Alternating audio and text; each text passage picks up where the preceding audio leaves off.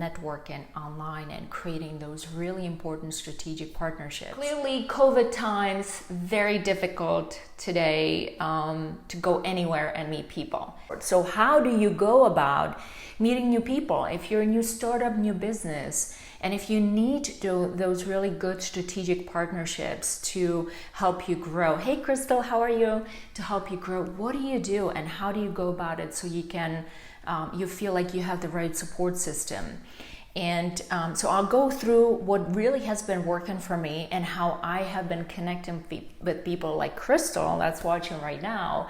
And hopefully you can take some of the best takeaways from it and implement it into what really feels comfortable for you. Because the bottom line is when you go and network, when you go and meet people, when you make yourself vulnerable and put your information out there, you have to be comfortable with it. And yes, you have to step outside of your comfort zone, regardless of your niche, regardless of your maybe being timid on the camera. You have to put yourself out there in order to meet people. If it's done in a social setting like networking events, it's a little bit easier because you always have a glass of wine. Everyone at the event kind of came in with the whole goal, right? Meeting new people, collecting business information, and then seeing if there's any potential to network. Doing it this way, like I'm doing it right now, for example, or through on any other platform, it's not as easy because people don't get to see you, they don't get to talk to you. And sometimes the way we connect with people may not come across the right way, right? Our message may not come across the right way. So, there's a level of an anxiety, I would say, when even if you do a live video like I'm doing right now, that you don't know how people take it. You don't know if people will actually connect with you. And what you have to remember is it's okay if some people don't connect with you, because trust me, there will be some people that will find you absolutely unique and wonderful, and they will want to get to know you a little bit more, and those are the ones that you will have to focus on. So the first thing first is remembering that as a startup, entrepreneur, any business, you really cannot do things alone. You need the right people around you. So you have to start looking for them. You have to kind of go on the internet and start looking for any possible groups or platforms that are in a similar niche that you can become a member of, and then become very active and connect by commenting on maybe an artwork that you find absolutely wonderful, brilliant, inspiring, motivational, and make a pleasant, nice comment to an artist.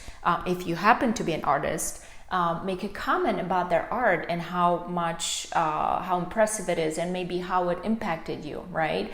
And by making valuable, respectful, pleasant comments like that, right? You don't want to be a troll ever. You start developing, the person that you've just made the comment to will probably go back and check you out, and most likely they will return the favor. And so now you have this reciprocal relationship that you should really cultivate and work with and see if there is a potential for any future collaboration.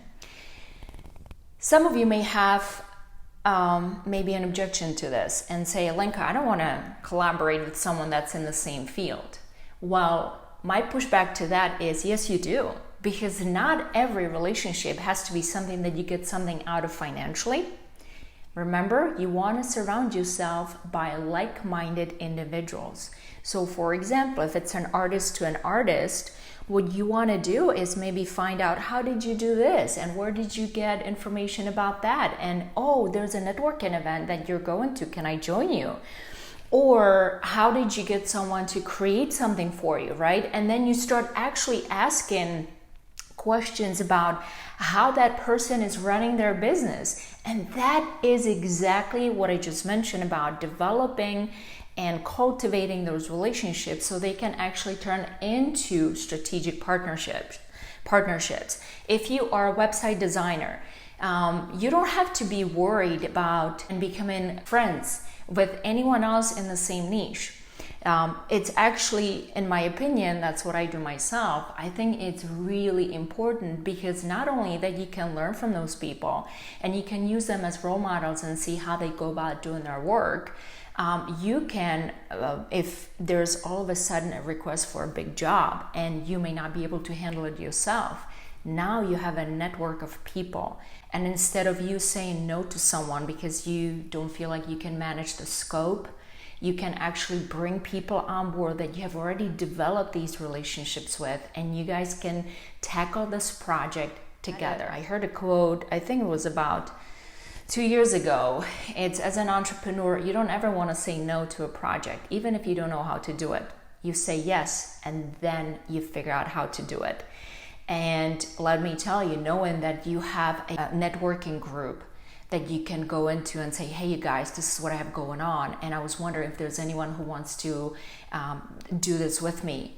And all of a sudden you have all these hands popping up, right? And people are interested. Absolutely, I'd love to help out. Then you figure out how you will work together as partners to accomplish or finish this particular project. And all of a sudden, you do it once, you do it twice. All of a sudden you realize that, wait a minute, we have a really good thing going on. We are working really well together. So why not actually create some sort of an agreement, right? Non-disclosure, mutual agreement, where we would know specifically where the gray, black and white areas are and what the gray areas are. And we would know exactly how we can work together so that we both benefit from it, right? So it really starts with you putting yourself out there and understanding, yes, I need to get to know people. I need to go into all these groups and start liking and commenting and meeting people virtually. Then, if I have a project, if I need advice, I can ask them, reach out to them. Listen, this is what I'm struggling with. Can you help me out? Are you also willing to provide free information, or is it all about money? If you are out there providing free information, of course there's a little bit of a fine line with that, but if you put yourself out there and provide free information to people, they will in return provide free information to you. And again, you're working on that trustworthy relationship, that mutual relationship that eventually can lead into a really big collaboration that may be necessary in order to actually land this a job of your dreams. I've been there so many times, you guys, so many times. Right now I work with my two amazing colleagues, I would say, my Julia and David. I met them at a networking event, and we were not friends, we were nothing. We just started chatting. I realized that it's just me, party of one. If I have a big job, I will not be able to manage it, and I will not be able to say yes to it. So we started working on little things here and there, but before even that, we were actually sharing information for our clients and things like that. And then eventually, I said, you know what, you guys, I have a job, and I was wondering if you would be interested in putting a bid together. And we did, and we landed this job. And now we have an amazing, actually, job number 3 that we're all working together on. But we had to make sure that we had a specific agreement in place, that we had an exit strategy, which is critically important, so that if something goes wrong, which also does happen, you have it all in black and white. Everything is signed, and everyone knows that if I choose to leave this partnership, this is what it means, and this is how I can exit it, and that's it. And it kind of makes things a little bit clean, and you don't have to worry about the repercussions when it comes to working with other people. So I really wanted to talk about that with you today, because without being able to go anywhere, and COVID is here, and God knows what 2020 will look like, it is important that you give yourself maybe a goal weekly, that you sit down in front of the computer, get on your social media. You will do some live so people get to see you, because take your video, and that is, oh my gosh, I cannot even tell you how difficult it was for me. You take the video that you've made, like this one right now, and then you share it to all these groups that you're part of.